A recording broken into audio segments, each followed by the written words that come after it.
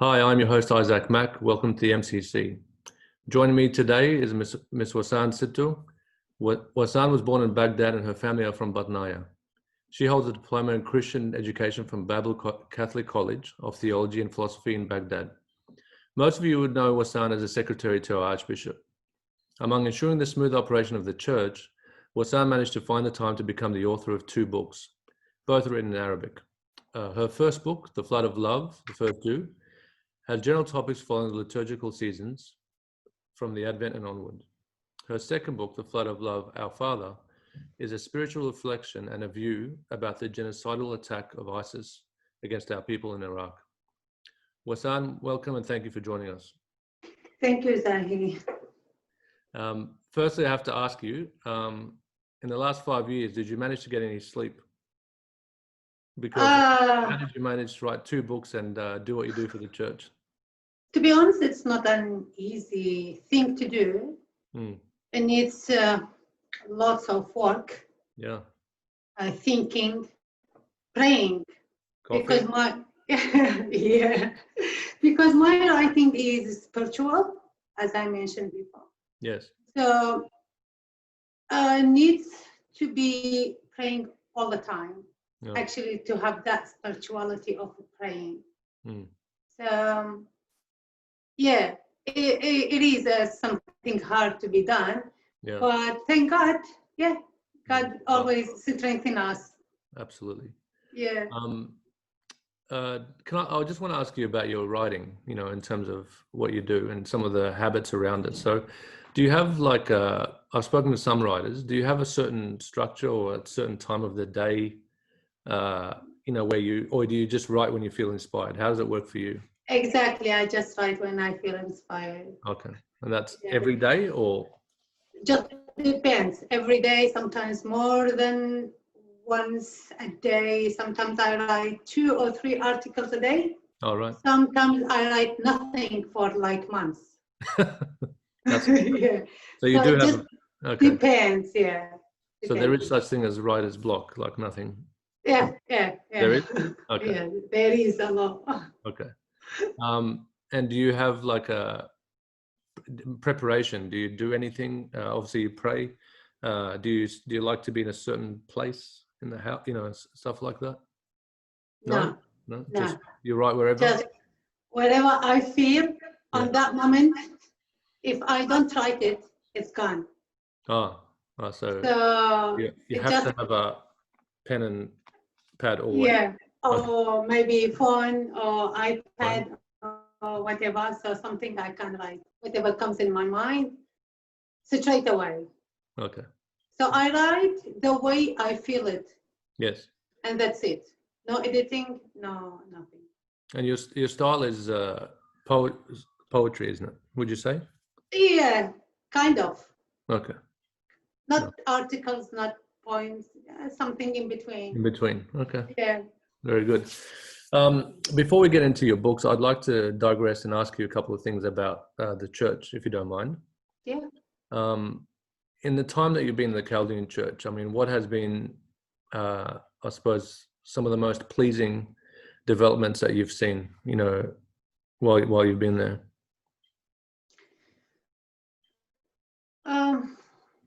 Is it structurally in the church, or is it the well, as far as I remember, I was in church. So isn't something I can mention or point at it to say this is why I am church. So I always remember I am in church, working, serving, doing whatever, I believe this is what should I do in church. Yes. Teaching, joining choir, participating in liturgy praying. So I can't think about my life or myself out of church. So this is just my place. Beautiful. Yeah, the way you feel towards your home is how you feel. So this is the way I feel towards the church. So I can't tell you this reason or this point or this whatever thing is the reason why I am in church or this is the reason why I become church. Yes. I'm in church. That's it. No, fair enough. And look, Yeah. I think, and that's perfect. I mean, I think my question was more about the developments that have happened in church, because when I was there a few weeks ago, and I spoke to our Archbishop, and he was showing me around, and I saw that, you know, the childcare center, I think, had just opened. Yes, so yes.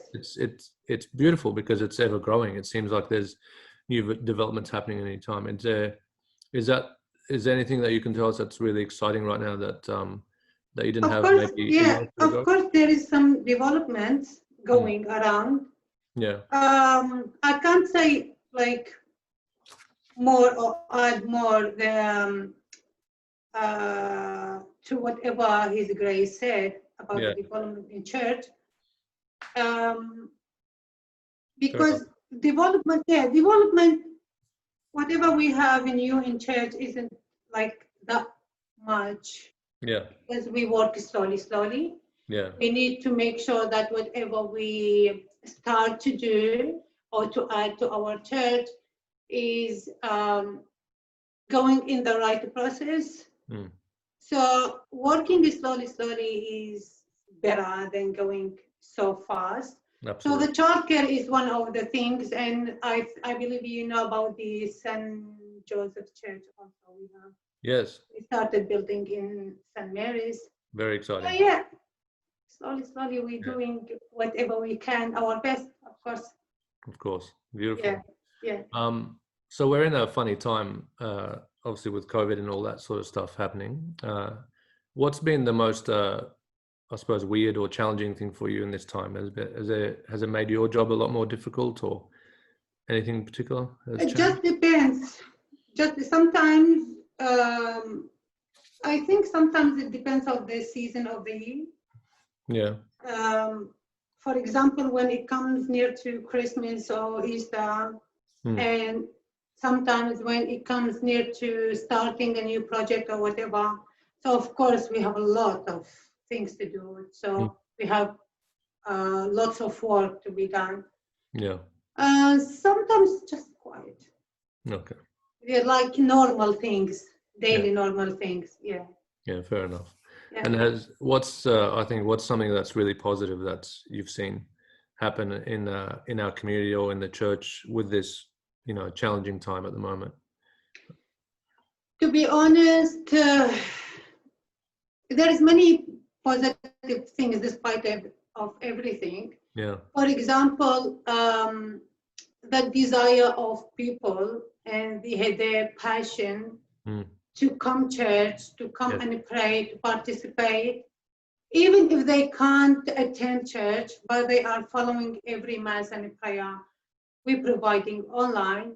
Yeah. And they always keep contacting us, keep calling and sending messages, asking for any chance to be in church, to have Holy Communion, to like do something, at least come in the backyard and pray in front of the church. So we believe this is something positive. Yes.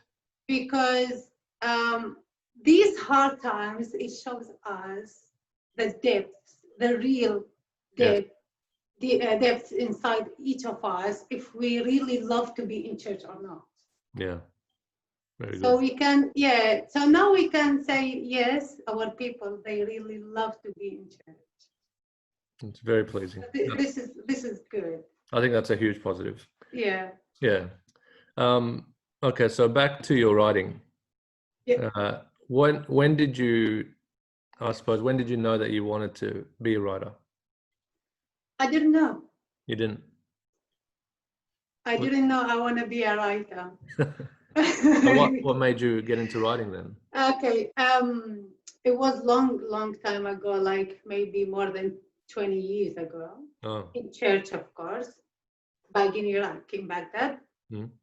I was still young. You're still young. You're still young. Maybe. When one of our youth group leaders, he came to me he gave me a picture of the hands of Jesus on the cross. And he said, just try to look at it, think about it, and write what you feel. Wow. I don't know what was the reason behind this task he gave me, to be honest. But it was supposed to be for the bulletin of the church, for the Easter. Okay. So I just did as he said, and I was surprised by the feedback of people and everyone, especially when they mentioned that whatever spiritual and theological thoughts I put, they were really good and right.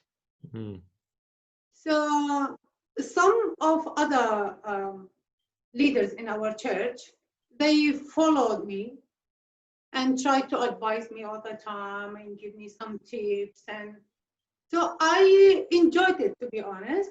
And I found like, okay, I think I have a gift. Maybe, yeah, I can do more and more and try to write more things, articles and whatever. So since then, I started and I continue it, and I'm still.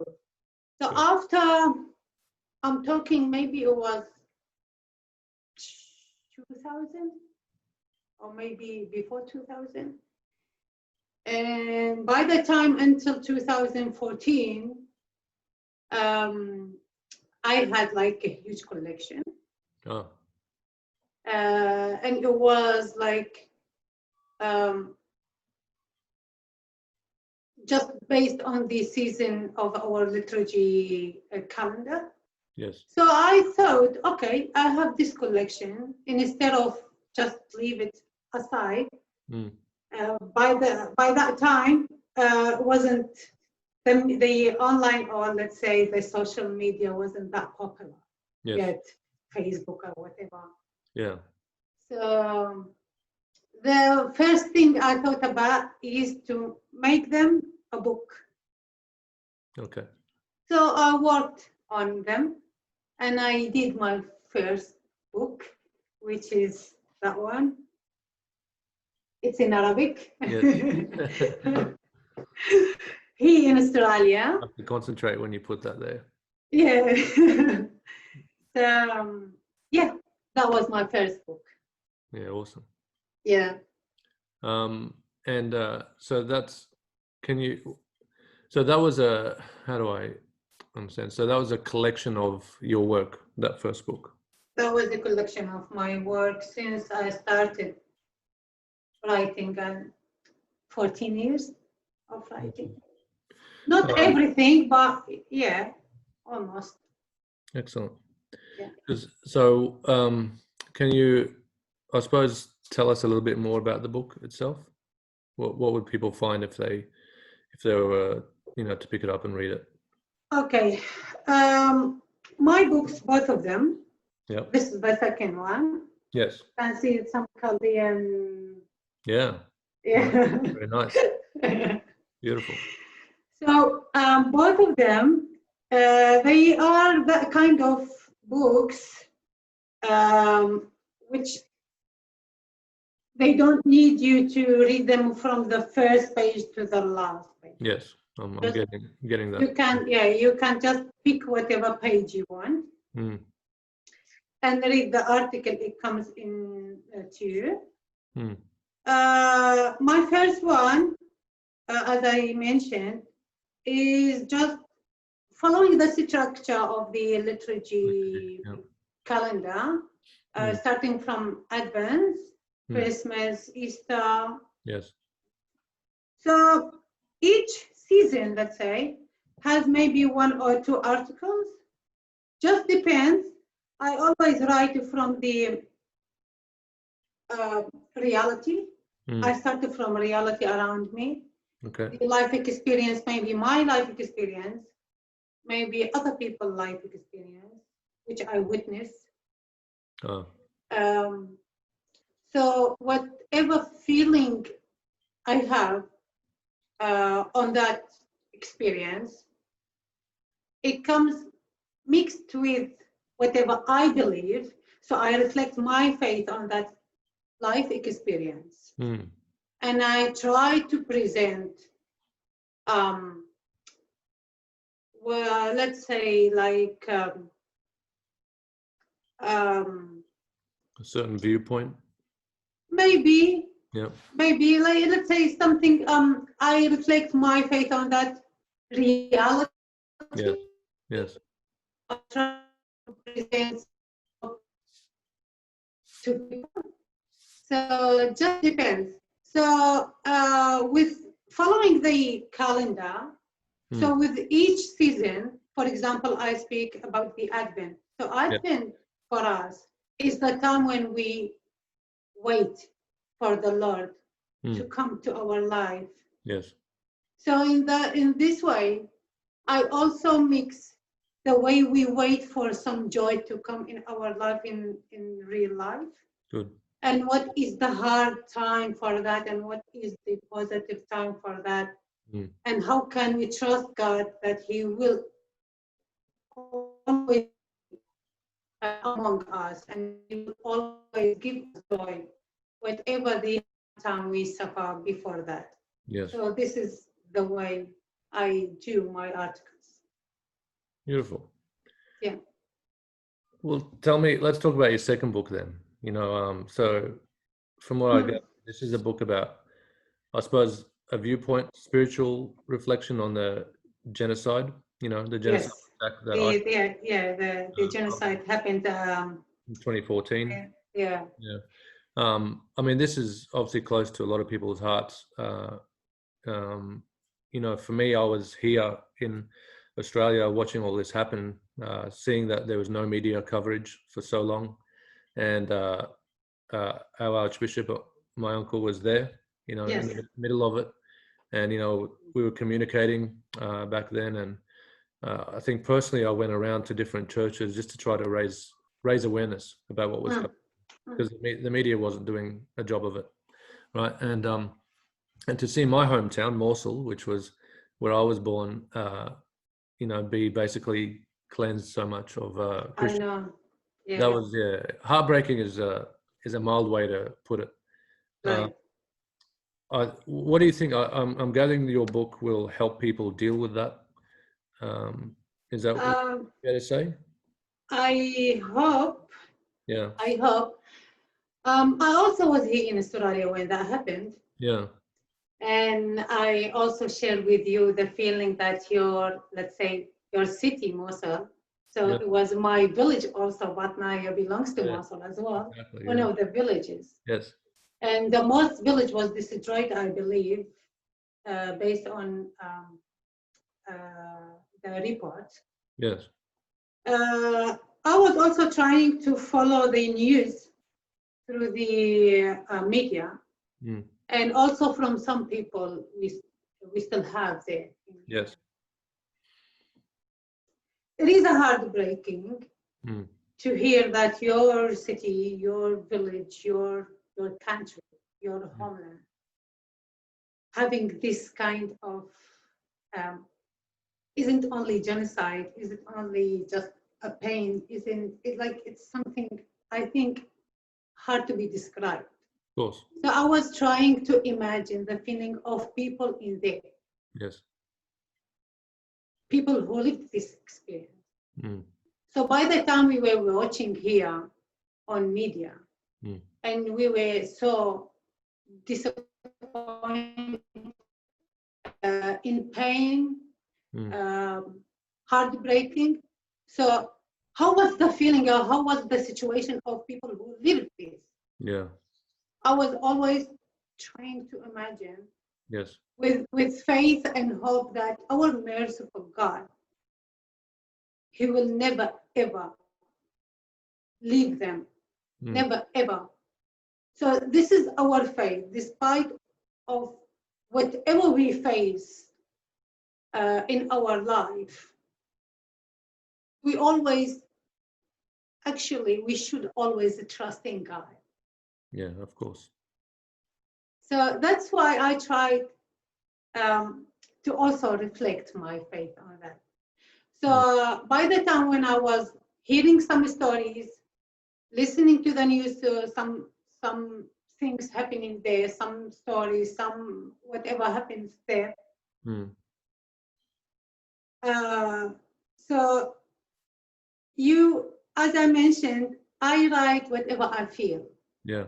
So some stories, when I hear them, they just stuck in my mind. They stayed in my heart. Yes. So I straight away feel like there is something starting in my mind to write something, to reflect something, and put my faith. Like, okay, this is hard, this is painful, that make so much stress, maybe shock, trauma, and whatever on people. Yeah. But we should not ever forget that we have God, Lord, to save us, to save our souls and hearts before our bodies. So that's why I try to kind of rewrite the stories in my own way. Yes. And put my reflection and my faith on them, giving some hope and trust in God. Of course, during the writing the story, you can see some a lot of pain in it. Yeah. So when you read it, you feel so much pain.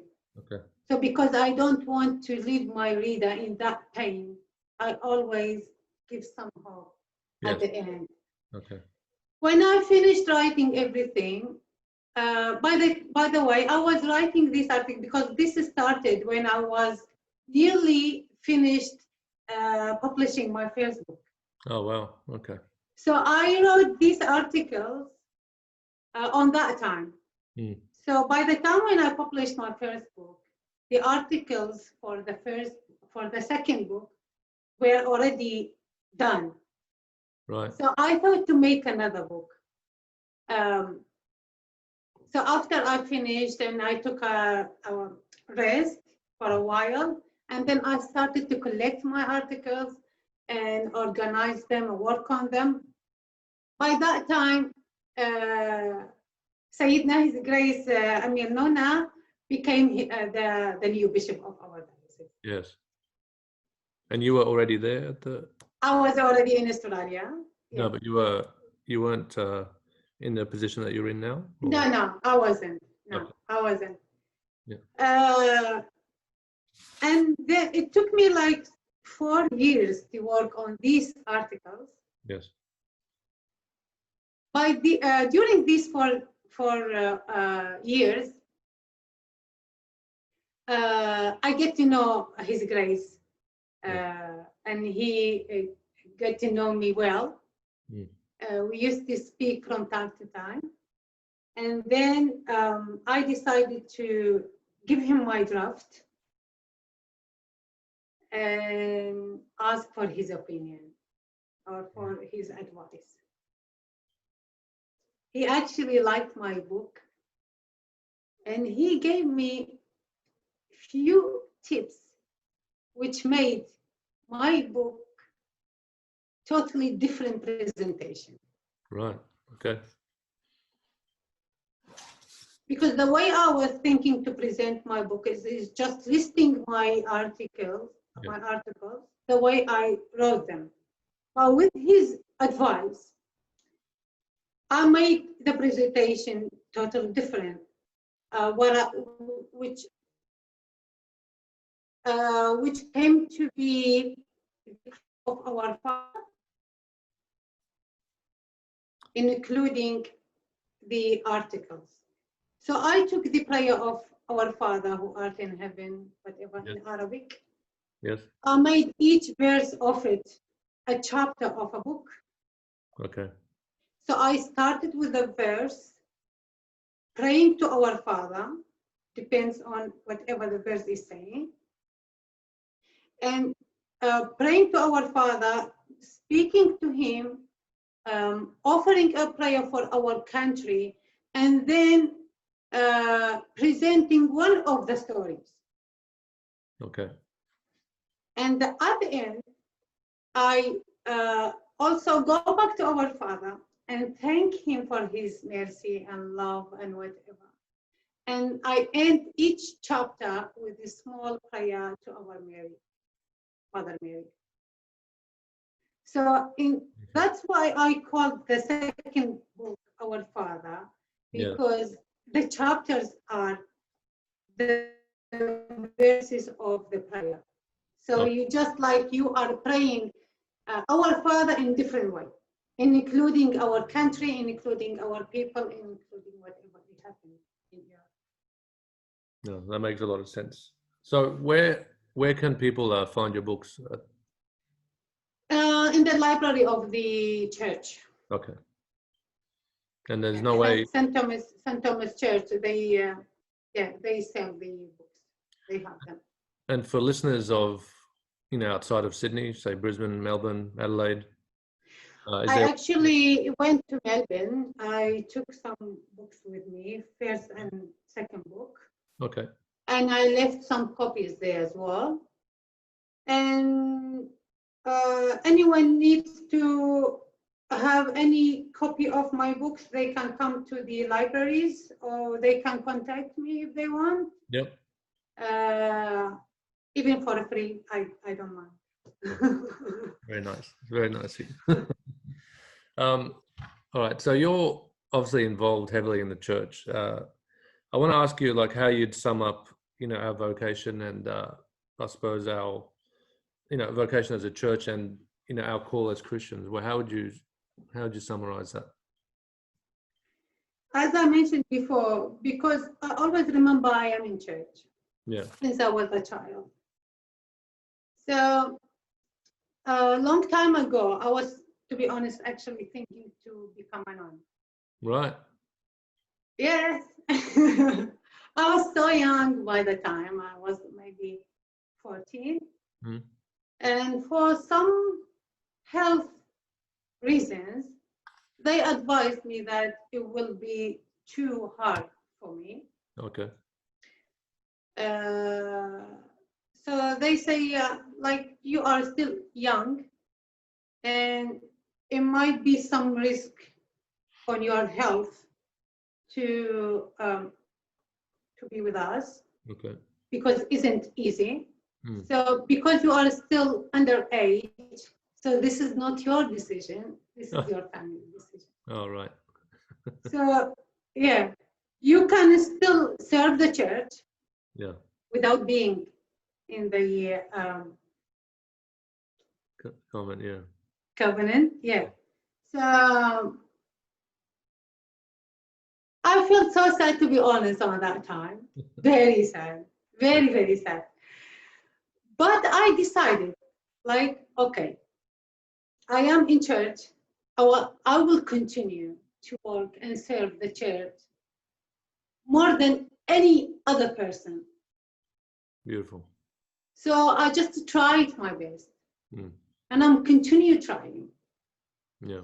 Since then and until now. And as I also mentioned before, church is not just a place for me. Mm. It's like more than my home. Yeah, it's your life. I feel like church is my place more than even my family home. Well.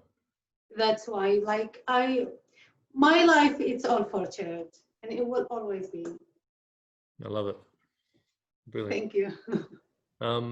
So you're obviously someone, so your family, can I just ask, obviously you have a love for church, our community. Did that come from anywhere in particular?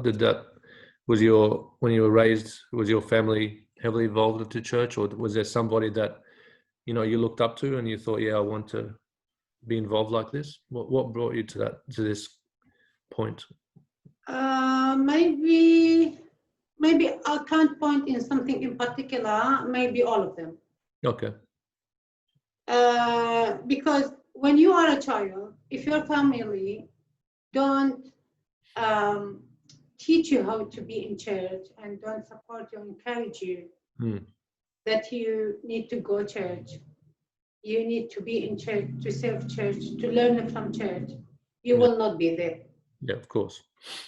So this is the first step. It comes from family. Yes. And while you are in church, when you are growing up and see the people around you, especially the people who work hard for church from the depth of their hearts, yes, and give everything for church, they became an idol for you. And you think deeply, why do they do this? There is something behind that. Of course. So you go further and further searching for the answer, and by the time you realize that you became really very close to God and to Jesus, yes, and your belonging to church is very strong without you even trying. Yeah. So everything. Brilliant. I suppose it's a question maybe it's a question for you, but I think some of your youth would be thinking this as well. So why do you think spirituality is so important in today's world?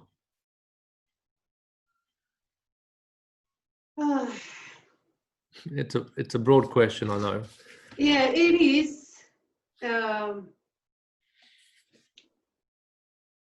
Sometimes it's hard to answer this kind of questions because you feel it more than you are able to answer it. Okay. So spirituality, I believe, is the real balance for your life. Yeah. So the reality around us has so many things, too many things to be honest, complicated, and you don't know which is real, which is not, which is good, which is not. Sometimes the bad things comes to you in a very good image. So without spirituality and faith, you will be lost. I agree. You can't realize and what is good, what is not in this life. So spirituality gives you, I believe, gives you that kind of peace inside. Yes. It gives you comfort that you are not alone, even if you are alone, but you are not alone. Correct. Because you have God always with you. Yes. So this, let's say, kind of thinking of feeling of faith makes you always strong. If you feel you are alone, you will be always full of fears, which makes you easily go down and make many mistakes, although we all do mistakes. But with spirituality and faith, that you always have God, saves you, protects you, guides you, loves you, and have mercy on you. So it brings deep peace in your life. Yes. So I believe spirituality, this is my opinion, is very important, because without it, you just feel like you are empty. Something missing. Yes, empty. You have nothing inside. Yeah. So you want to do anything.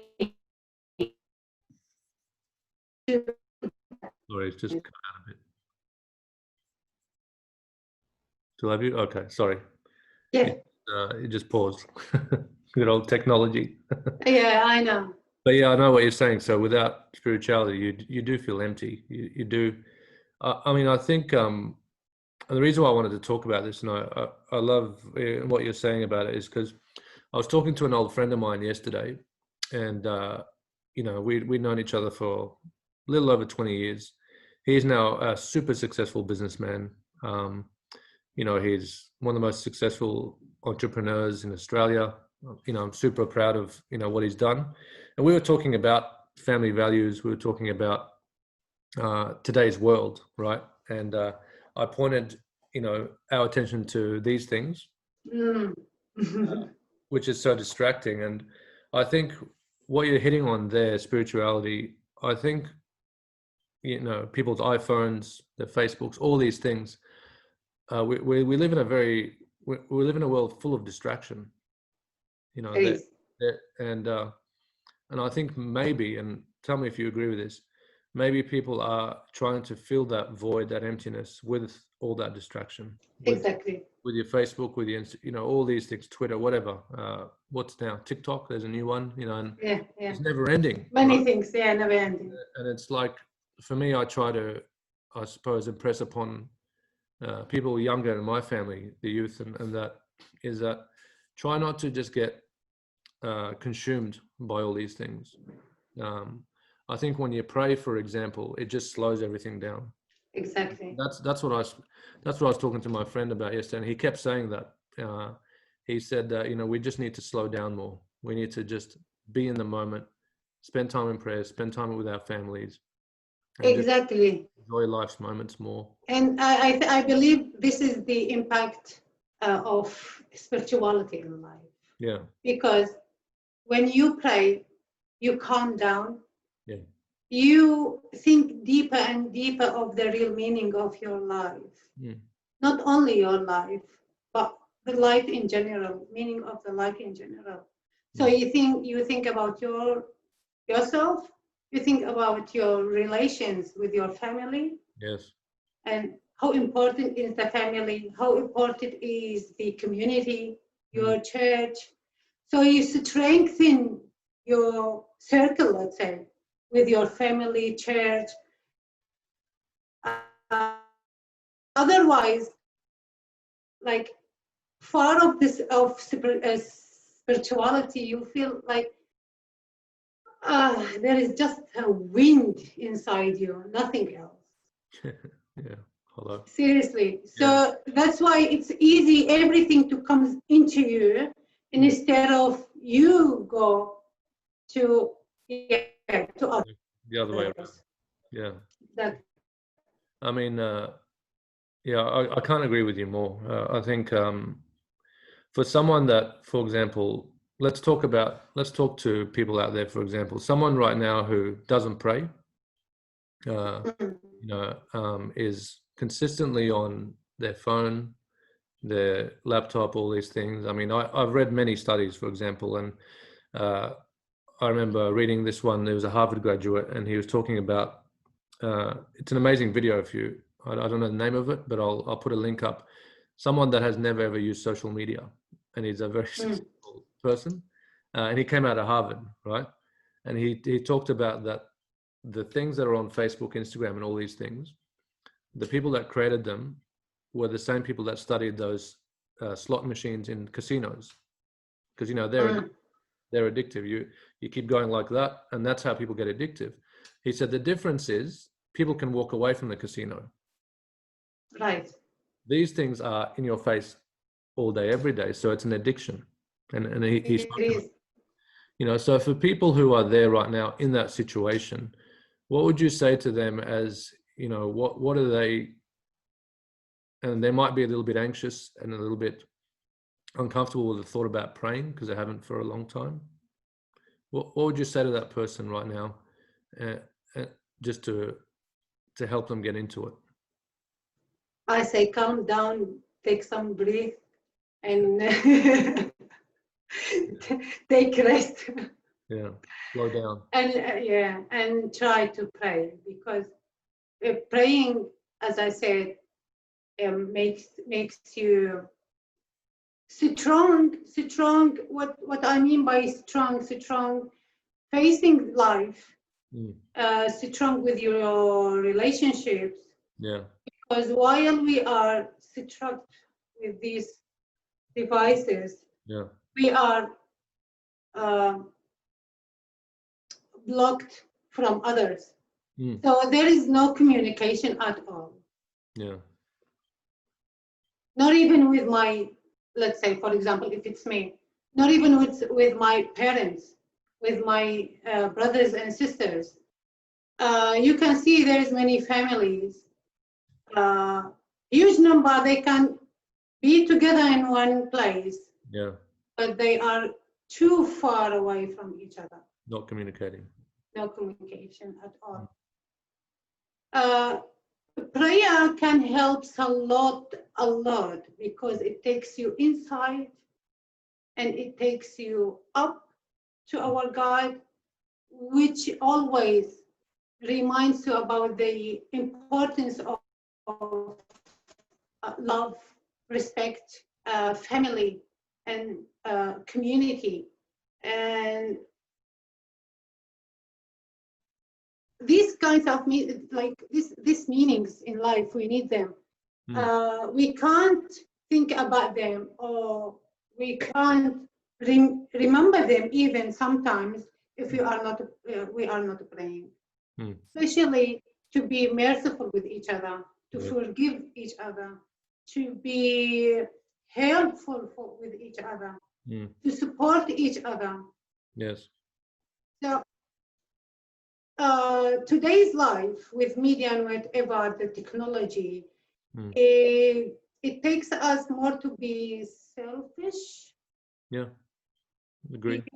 Because step by step, we are going after whatever we want.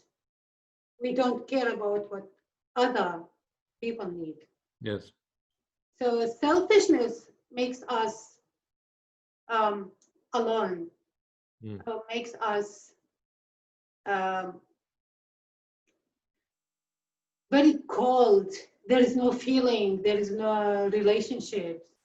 Yeah. So I think we need always to be people who pray a lot. Because without the prayer, we cannot have that warmth in our hearts. We cannot be real human. Yeah. Some people ask me, where do I start with prayer? And I say, well, maybe just start by giving thanks. You know, sit down every night and say thanks for all of the blessings you have. Go through the things that you're blessed with. Give thanks for your family, your friends, your health, everything that you have, the gift of life, you know, and just make that a habit. That's one. Another thing you can do is maybe pray for your families and their loved ones, you know, send them good health and all these things, just really basic things. And I think you find from there it will grow. Exactly. Sometimes we need to do nothing, only just to be in front of our God, silent. Yes. And trust that He knows what we want. He knows our needs. Yeah. And just surrender ourselves to Him in calmness, in silence. That's such a good point. I heard a minister say, I was listening to a video, YouTube's got some good stuff now and then. Yeah, I know. And I was listening to a minister, I think from America, and he was saying that the best part of prayer is silence. He says, you know, why don't you, instead of just talking all the time, he said, why don't you just shut up and listen to what God has to say. Exactly. He says, some people call that meditation, call it what you want to call it, but he says that is sometimes the best part of prayer is the silence. It is. Agree? It is good. Yeah. To be honest, it will not be that easy for some people because many people, they can't handle it. Silence, I know. Hey, for anyone listening, I am someone that my brain goes 1,000 miles an hour. So it does take, not easy, but it does take a bit of discipline. And the benefit that I know personally that I've received out of it is phenomenal. I personally feel so much more in control of my life, so much more calm. Anxieties are gone. You know, any stresses, depressions leave you when you do make that a day-to-day habit. Right. Yeah. All right, I think we're going to wrap up. So I want to ask you, I usually like asking everyone this question.